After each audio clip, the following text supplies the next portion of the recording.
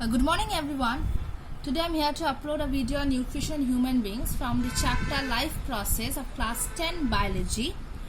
In the previous video I've uploaded the nutrition in human beings, that human beings are omnivorous and they have a digestive system consisting of digestive glands and organs which helps in digestion and absorption and finally egestion of food. Now in there we have talked about the new digestive system consisting of alimentary canal, which is a 9-meter long canal which extends from mouth to anus, and here only the digestion takes place. Now alimentary canal consists of mouth, we have already discussed. Then comes the buccal cavity. Buccal cavity consisting or extends from mouth to the pharynx and which is between the jaws, lower jaw and upper jaw, and it consists of teeth, tongue and saliva. So tongue we have already discussed that it is a muscular sensory flat structure which contains the taste buds, sweet, sour, bitter, salt, and the teeth. Teeth are the hardest structure which helps in tearing, crushing, grinding of the food. Now in teeth we have come across three terms. For example, one was Diphyodon. What was Diphyodon? Diphyodon means a human being in his lifespan is having two set of teeth. One milk teeth which sheds at the age of 6 to 7 and then the permanent teeth arises. So this is Diphyodon. What is Thecodon? Since the teeth are embedded in a socket of jaw bones, they are known as Thecodon.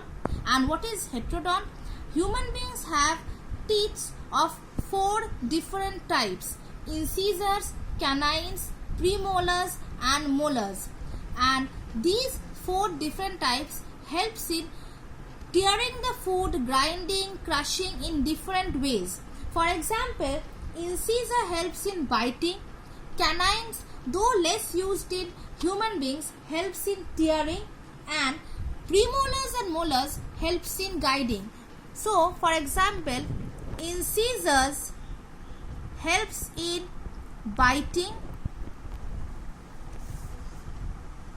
Canines, though it is tearing, though it is very less used in human beings. For example, you will be seeing tigers having large canines, less used in humans. Premolars and molars, they both help in grinding the food. So these are the teeth, and since 4 types of teeth are present, it is known as heterodon. Now we are moving to the salivary glands. Salivary glands. Now there are 3 pairs of salivary glands are present. 3 pairs of salivary glands present. Number 1, submaxillary. Number 2, parotid.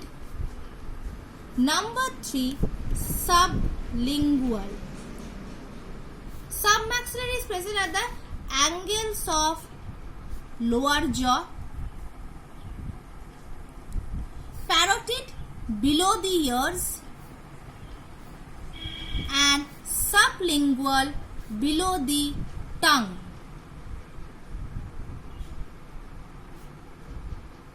So, salivary glands, there are 3 pairs of salivary glands present. One is submaxillary, which is at the angles of lower jaw.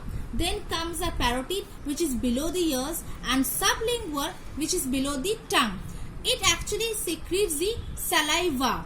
Now what is saliva, or what is the salivary function of saliva? Saliva contains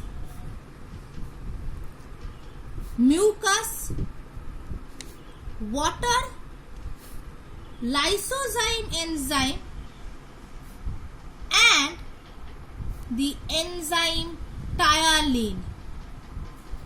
The saliva contains mucus, water, lysozyme enzyme and the enzyme ptyalin. This ptyalin is also known as salivary amylase. Now, what is the function of saliva? What is the function of saliva? Number 1, saliva cleans the teeth because it is mucus, containing mucus, water, so it always keeps the teeth clean. Number 2, it keeps mouth, buccal cavity, tongue, teeth moist, which helps in speech so that we can easily talk, which helps in speech. You will observe that if you talk for a longer time, you feel thirsty or you feel that there is less amount of water. So this saliva actually keeps the mouth moist so that it can be helped in speaking. It helps in speech.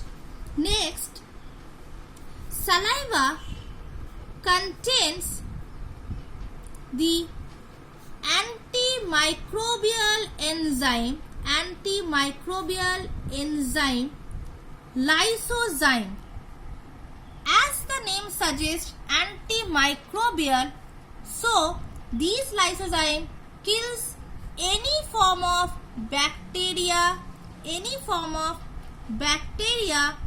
or microorganism present in the mouth. Next is these ptyalin or salivary amylase. This ptyalin or salivary amylase acts on starch and glycogen of food to form maltose, which is very sweet sugar. So salivary amylase or the ptyalin, it acts on starch and it forms maltose, sweet sugar. And this is the reason you will observe that if you chew a bread for a longer time, bread means starch, carbohydrate. So if you chew the bread for a longer period of time, what happens? Now it becomes more sweeter in taste because now it has converted into maltose. That means starch. What happens? Starch, maltose plus dextrine. Why? The salivary amylase has acted upon it. So starch. So this one was the 4th point. Next, 5th point is, since saliva contains mucus and water, it keeps the food moist and easily can be crushed into bolus form.